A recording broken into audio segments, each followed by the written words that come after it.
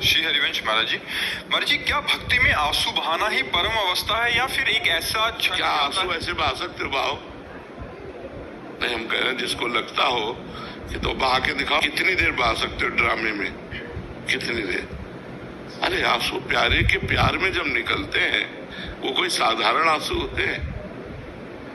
अपने प्रीतम के मिलन की चाह में हृदय पीड़ित हो रहा है, उस पीड़ा में जो आंसू निकलते हैं एक एक बूंद जगत को पावन करने वाले होते हैं। वो कोई साधारण आंसू होते हैं क्या?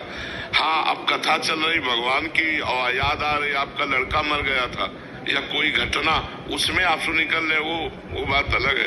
लेकिन सीधे भगवान की स्मृति में जिसके आंसू निकल रहे कोई छोटी मोटी बात है क्या? बहुत बड़ी बात है। तो स्मृति में ही निकलते हैं, भगवान की स्मृति में आंसू निकलना बच्चा गदगद कंठ नयन बहाने, लेकिन साक्षात नहीं होता है।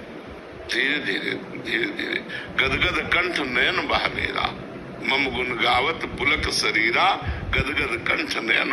भगवान की याद में, भगवान की चर्चा में रोमांचित हो गया, अशुभ प्रवाह हो रहा है, थोड़ी देर के लिए शरीर संसार को भूल गया। ये भक्ति का लक्षण है।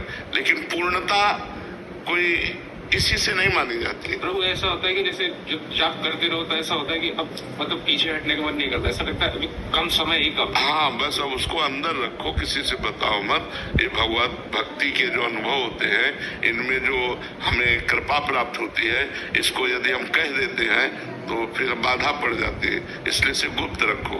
अब जैसे आपके आंसू चल रहे हैं और कोई पूछ रहा है कि आप रो रहे हो क्या? नहीं, मेरी आंखों में परेशानी है। ये हम व्यक्त ना करें कि हम भगवान की याद में रो रहे थे या भगवान के लिए रो रहे थे। इसको गुप्त रखा जाता है। जैसे कोई अपने धन को प्रकाशित नहीं करता, ऐसे भक्ति भाव को प्रकाशित नहीं करना चाहिए। जितना छुपाओगे उतना ही बढ़ेगा और जितना छपाओगे उतना ही घटेगा। ये ऐसा मार्ग है भगवत भक्ति का मार्ग।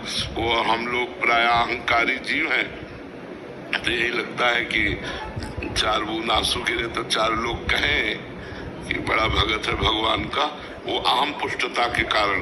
तो हमें चाहिए इन बातों को छुपाना चाहिए और अपने को बहुत दैन्य मानना चाहिए कि